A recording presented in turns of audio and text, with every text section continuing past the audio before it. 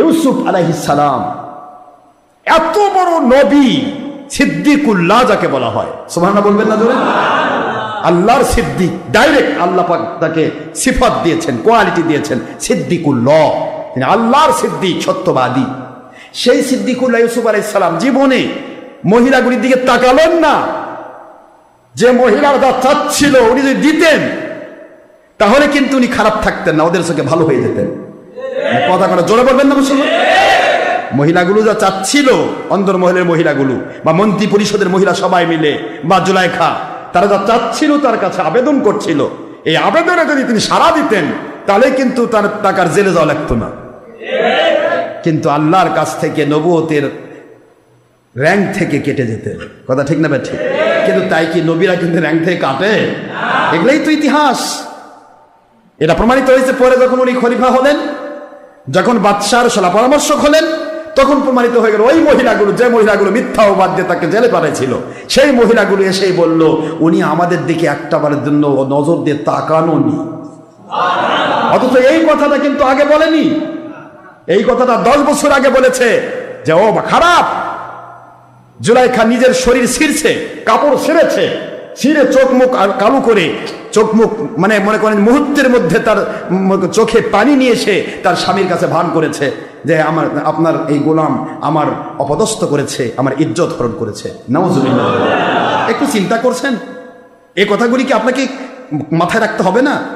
ইউসুফ সিদ্দিকুল্লাহ তো তাকাননি কোনো মহিলার দিকে, তাকালেই তো এই কথাগুলি আসতো না, কোনো দিন এই কথাগুলি আসতো না। তিনি তাকাইতেন, তাদের আশা পূরণ হয়ে যেত, বাস তারা বলতেন ভালো, খুব ভালো। সবাই জানতো যে বাপরে ভালো, কিন্তু আল্লাহ জানতেন কালো। কি বলেন? কথা করছেন না? আল্লাহকে ভালো জানাতে গিয়ে আল্লাহর নবীগণ, আল্লাহকে ভালো জানাতে গিয়ে আল্লাহর ওলিগণ, তারা শয়তানকে লাথি মারে বলে শয়তানরা বারবার তাদের বিরুদ্ধে ষড়যন্ত্রের জাল পাকায়। যদি আল্লাহকে অসন্তুষ্ট করে মানুষকে খুশি করতো তাহলে শয়তান জাল পাকাতো না। শয়তানরা বলতো যাও, বেশি করে যাও, বেশি করে লাইক দাও, বেশি করে সাবস্ক্রাইব করো, বেশি করে ভিউ করো, প্রয়োজনে ভিউ কেনো, প্রয়োজনে সাবস্ক্রাইব কিনো, এখন টাকা দিয়ে কিনাও যায় সাবস্ক্রাইব। তো লাখ লাখ করে ওখানে একবার গ্রিজ বুকে তোলো, তারপরে নোবেল পুরস্কার দাও। কি বলেন আপনারা? আমার আল্লাহ কয় তুই সব পাইবি কিন্তু আমাকে পাবি না। এটাই নবীদের জীবন। নবীদের জীবনীতে এটাই ছিল। হযরত ইউসুফ আলাইহিস সালাম সেই দিন যদি ঘোষণা, সেই দিন যদি ওই অন্দরমহলে জুলাইখা যা চেয়েছিল এবং সেটা যদি গ্রহণ করতেন, জুলাইখার দৃষ্টিতে তিনি ভালো থাকতেন। আবার পরে পুরা মন্ত্রী পরিষদ আঙ্গুল কাটার ঘটনা জানেন তো আপনারা? আঙ্গুল কাটার ঘটনা ঘটলো, সবাই আঙ্গুল কাটলো তাকে দেখে, কিন্তু তিনি তাদের দিকে তাকালেন না। সুবহানাল্লাহ বলবেন না জোরে? এই ঘটনাগুলির পরে প্রত্যেকটা নারী তার দিকে নজর দিল, সবাই তাকে পেতে চাইলো, অনাকাঙ্ক্ষিতভাবে অযাচিতভাবে তাকে পেতে চাইলো, কি করে তাকে দিয়ে কোনো অবৈধ কাজ করানো যায়। কিন্তু ইউসুফ আলাইহিস সালাম তার কারো দিকে তাকালেন না। যদি তাকাতেন তাহলে পুরা মন্ত্রী পরিষদের মহিলারা তাদের স্বামীদেরকে বলতো ওনার মতো মানুষ নাই। কথা কন না কেন? জুলাইখাও বলতো, আজিজে মিশরকে বলতো বাপরে আমার গোলামের মতো গোলাম হয় না, এ পাকা গোলাম, যা আদেশ করি তাই মানে। কিন্তু আমার মালিক বলতেছেন ও আমার গোলাম, তোমাদের গোলামিতে আমার গোলামি বাদ দেবে না। জোরে বলেন না সুবহানাল্লাহ? এই ঘটনাগুলি কি আপনাদের চোখে আছে?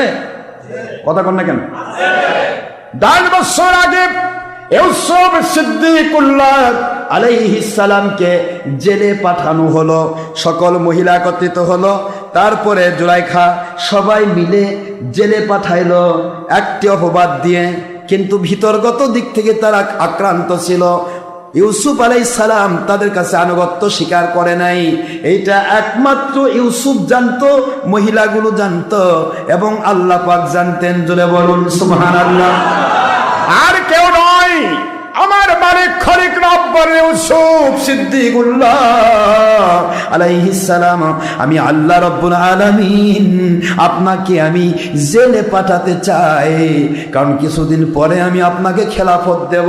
ওই খেলাফতের সৈনিক বানানোর জন্য জেলের কয়েদিগুলোকে আপনার গোলাম বানাতে চাই। ইউসুফ সিদ্দিকুল্লাহ আল্লাহর মুতাওয়াজ্জ হয়ে গেলেন। মালিক হাজার পরীক্ষা করেন, আমার কোনো সমস্যা নেই, সারা জগতের নারী একত্রিত হলে আমাকে প্রলোভন দিয়ে পারবে না। আমি জেল গ্রহণ করব, কিন্তু জুলাইখার প্রাসাদ গ্রহণ করব না। অফার দাও, রাজপ্রাসাদে থাকতে হলে আনুগত্য স্বীকার করো, রাজপ্রাসাদে থাকবে না, জেলখানার যাবে, তাহলে আনুগত্য স্বীকার করো না। উনি বলে আমি জেলখানায় নেব, কিন্তু রাজপ্রাসাদ দেব না।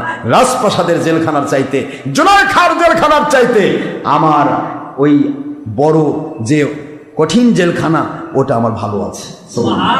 এই কথাগুলিতে কি বুঝবেন আপনি? নবী গুনাহ করতে চেয়েছিলেন? যদি একটু গুনার দিকে নজর দিতেন, সেদিন তিনি খারাপ হতেন না, আল্লাহর কাছে খারাপ হতেন। নজর দেননি, সবার কাছে খারাপ হয়েছেন, আল্লাহর কাছে প্রিয় হয়ে গেছেন।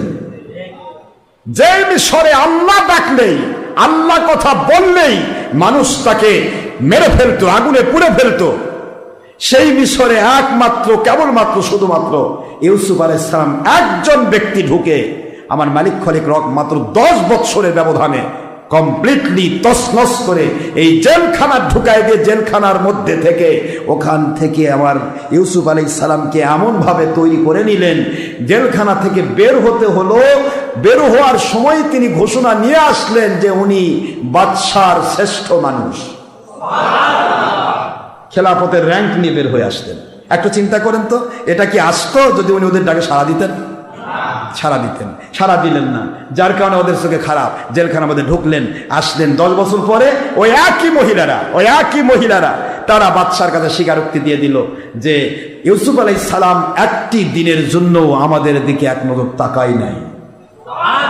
কি মজার কথা না? বোঝা যাচ্ছে, কথা বোঝা যায়।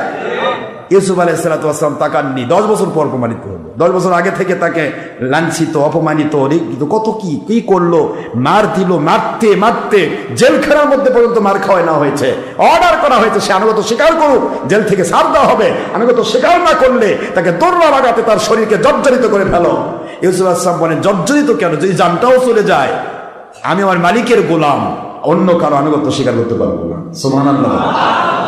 এই শিক্ষাগুলি কি দিচ্ছে, অর্থগুলি কি? এগুলি যুগে যুগে, কাল থেকে কালান্তরে, যে যুগেই হক্কানি আউলিয়াও আসবে, নবী রাসূলদের সেই সিস্টেম অনুসারে চলার চেষ্টা করবে, তাদের বিরুদ্ধেও এই ধরনের ষড়যন্ত্র হবে। যদি ডাকে সাড়া দেয় তাহলে খুশি, ডাকে সাড়া না দিলে মিথ্যাচার।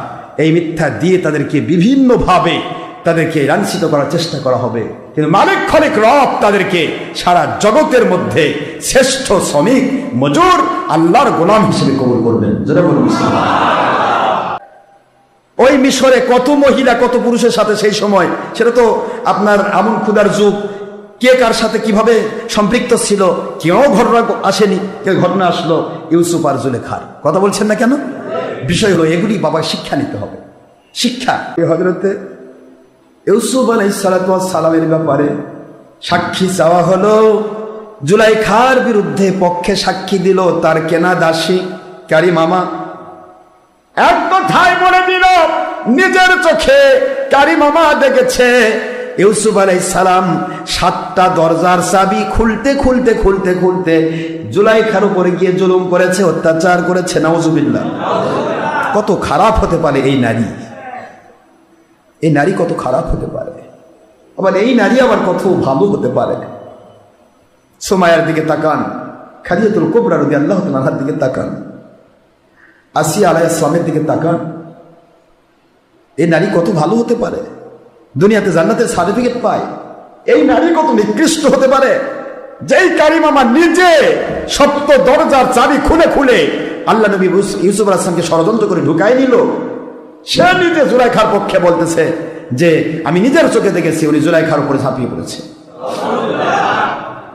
আজ মিশর কেমনে সহ্য করবে? সে তো এত ফেরেশতা নয়, সে অত্যন্ত ভালোবাসত হয়তো ইউসুফ আলাইহিস সালামকে, কিন্তু শয়তানের ধোকায় সে নিজেকে কন্ট্রোল করতে পারলো না। মুহূর্তের মধ্যে অর্ডার দিয়ে দিল, এই মুহূর্তে তার কতল করা হবে। নাউজুবিল্লাহ। সাক্ষী পাওয়া গেছে, তুমি সাক্ষী দাও। সাক্ষী আমার কেউ নেই, একমাত্র আমার মালিক খলিক রব খোদা ছাড়া আর কেউ সাক্ষী নেই। ওগুলা সাক্ষীর দাম নেই, সাক্ষী নেই, কতল করা হবে। ডাকা হলো, সঙ্গে সঙ্গে ডাকা হচ্ছে সেনাবাহিনীকে, প্রধানকে। কিন্তু ইউসুফ আলাইহিস সালাম মালিকের মতো অবাচ্য হয়ে গেলেন। যেই মাত্র মালিক মোতাওয়াজ্জা হয়ে গেলেন, মালিক খলিক রব বুঝাই দিলেন। যাওয়ার সময় একটা মেয়ে ছোট্ট মাত্র 5-6 মাস, মতান্তরে 4 মাসের শিশু, কষ্ট হচ্ছে, 4 বছরের শিশু, বিভিন্ন রাওয়ায়াত এসেছে 4 মাস, 4 বছর, 6 মাস, এরকম রাওয়ায়াত এসেছে। তো 6 মাসের শিশু, এটা কথা বলা শেখেনি এখনো, কথা বলা 4 মাস, মতান্তরে 6 মাস, এরকম আসছে। তো এরকম শিশু যাওয়ার সময় সে কাঁদতেছিল, তার গায়ে হাত দিছে, শিশুটা ভালো হয়ে গেল। এটাও ছিল জুলাইখার আপন, মনে করেন যে ফুফাতো বোনের মেয়ে। ইউসুফ আলাইহিস সালামকে আমি মালিক বলতেছেন, ইউসুফ টেনশন করবেন না, আপনাকে আমি বলে যাই, এই বিপদের মধ্যে আমি আপনাকে বলি নাই। আপনি আমার বিরুদ্ধাচরণ করার সুযোগ পাওয়ার পরেও, সারা মিশরের শ্রেষ্ঠ রমণী আপনার কাছে ডাক দেওয়ার পরেও আপনার ইজ্জত দিতে পারে নাই। আমি মালিক আপনার থেকে দূরে যাইনি, টেনশন করবেন না। আপনার সাক্ষী প্রয়োজন, আপনি আজিজ মিশরকে বলে দেন ওই 4 মাসের শিশুটা আমার সাক্ষী। আজিজ মিশর পাগল হয়ে গেলেন, বলে কি ইউসুফ কি পাগল হয়েছে? যে কথা শিখেনি, শুধু কাঁদা জানে, সেই শিশু কথা বলবে? আল্লাহ নবী ইউসুফ সিদ্দিকুল্লাহ আলাইহিস সালাম বলেন, আমার কাছে সেটাই একমাত্র সাক্ষী, এছাড়া আমার কোনো সাক্ষী নেই, আপনি সাক্ষী ডাকতে পারেন। সাক্ষী তো কাঁদতে জানে, সাক্ষী এমন এক সাক্ষী কাঁদতে জানে, কিন্তু কথা বলা জানে না। কোনো ওলির সন্তানও নয়, নবীর সন্তানও নয়, জুলাইখারি আপন ফুফাতো বোনের মেয়ে, কি ছেলের মেয়ে ছিলেন। এই মেয়েটা ছোট্ট একটা শিশু, সে কি সাক্ষী দেবে? পাগল হয়ে গেল যে মিশর, তাকিয়ে আইছে, বলো তোমার সাক্ষীকে বলো। ইউসুফ আলাইহিস সালাম একটা কথাই বললেন, আমার একত্ববাদী তাওহীদের রিসালাতের মালিক আল্লাহ রাব্বুল আলামিনের দয়ায় তুমি বলো, এই ঘটনায় কে দায়ী, কি ঘটেছে তুমি বলে দাও। যখন কথা বলা হলো, ছোট্ট 4 মাস বয়সী শিশু চুপ হয়ে গেল, আস্তে করে মুখ থেকে বের হয়ে আসতেছে, একত্ববাদী মহান আল্লাহ রব্বুল আলামিন মালিক খলিক রবের পক্ষ থেকে একটি সত্য কথা বলতে চাই।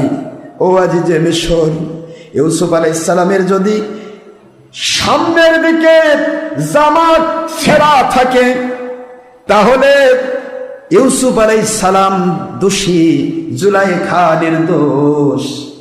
কিন্তু ইউসুফ আলাইহিস সালাম জামার যদি পিছনের দিকে ছিঁড়া থাকে, তাহলে এই ঘটনায় ইউসুফ ভয়ে পালিয়ে যেতে চেয়েছে, জুলাইখা জোর করে টেনে ধরে জামা ছিঁড়েছে।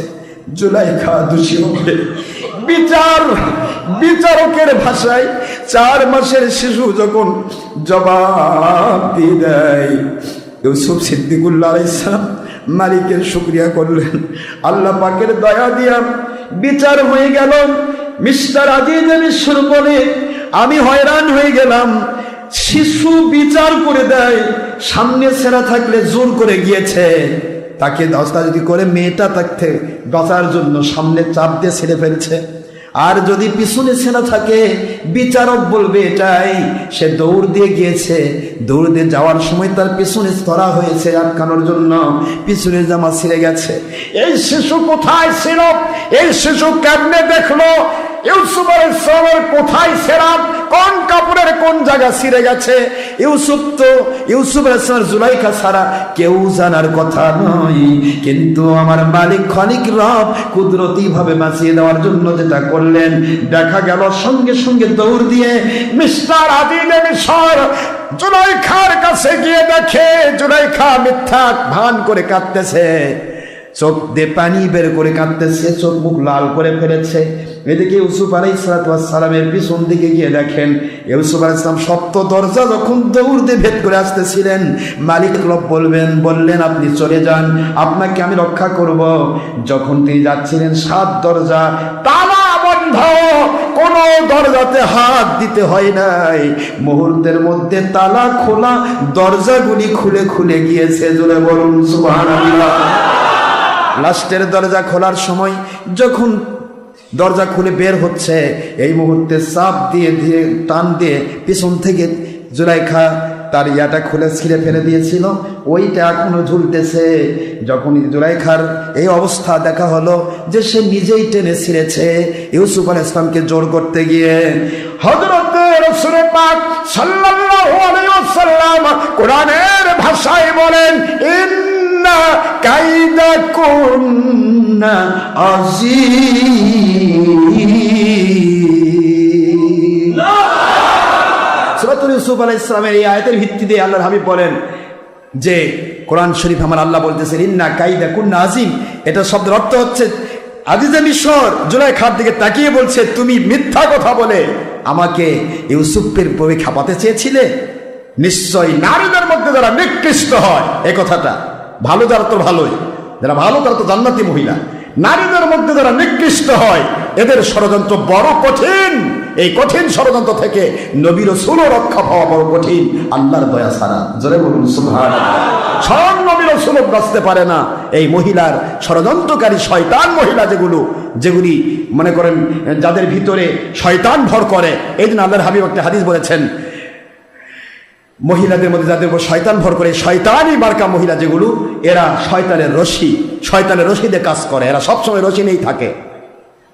ভালো মানুষকে ব্যাধে রশি দিয়ে শয়তানি চক্রান্তের মধ্যে ফেলবে, ভালো মানুষকে কালো মানুষকে ভালো মনে প্রচার করবে। নাউজুবিল্লাহ বলবেন না জোরে? মহিলা রশি নয়, মহিলা হলো শয়তানের রশি, মহিলা নয়, শয়তানের দ্বারা আক্রান্ত হয়, চাকচিক্য নিয়ে চলে, মানুষকে ধোকা দিয়ে ভালো মন্দ উল্টাপাল্টা করবে।